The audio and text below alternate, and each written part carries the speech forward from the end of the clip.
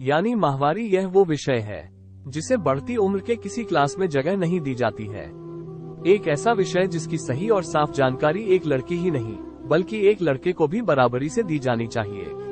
घरों में इसे एक आपराधिक मुद्दा मान लिया जाता है जिस पर चर्चा नहीं की जा सकती है। इस मामले में केवल कानाफूसी ही की जा सकती है और यदि घर में पुरुष मौजूद हो तब तो वह भी मुमकिन नहीं है। बस तो ऐसा ही कुछ माहौल हमारे घर का रहा है।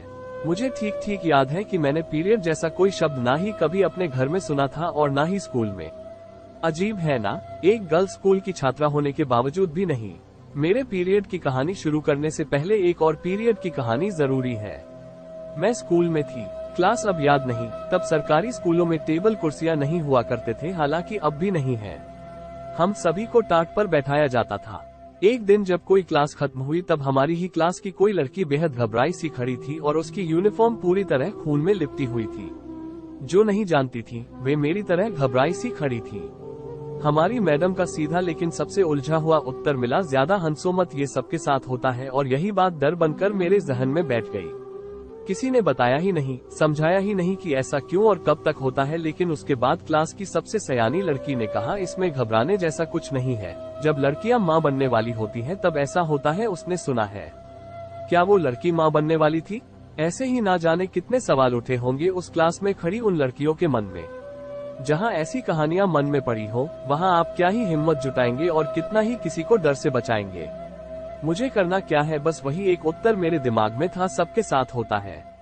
अपने ही खून को देखकर मैं कांप गई, लेकिन मैं इतनी हिम्मत भी नहीं जुटा पाई कि अपनी माँ को कुछ कह पाऊँ, बता सकूं। शायद माँओं के पास कोई पारखी नजर होती होगी। वो भांप गई कि कुछ तो है, लेकिन उसके बाद क्या?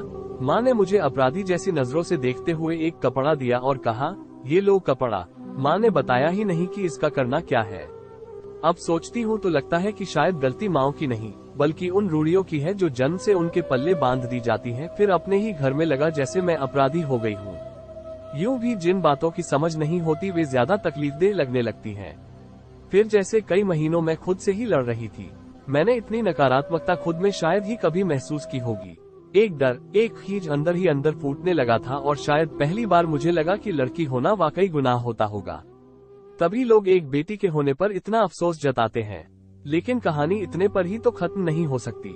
जब आपको पीरियड ही नहीं पता तब उसकी कहानी क्या पता होगी। मुझे कई महीने लगे बस इतनी सी बात समझने में कि उस कपड़े का करना क्या है और ये कितने दिन तक मेरे साथ होगा। तब इतनी हिम्मत ही नहीं थी कि किसी से सवाल पूछा जा सके और कोई जवाब ढूंढा जा सके। लेकिन अब इन बातों को खुलकर कहने सुनने के लिए हमें आगे आना ही होगा। ये कहानी सिर्फ मेरी नहीं बल्कि हर उस लड़की की है जिसे नहीं बताया गया कि पीरियड क्या है।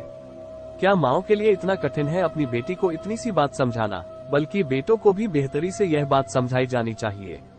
एक और हम मेंस्ट्रुअल हाइजीन और माहवारी संबंधित कितने ही काम कर रहे हैं, कितनी ही सड़ी गली धारणाओं को तोड़ने की कोशिश कर रहे हैं, मगर हम एक लड़की में होने वाले सामान्य से बदलाव को भी सामान्य रूप से स्वीकार नहीं कर पा रहे हैं।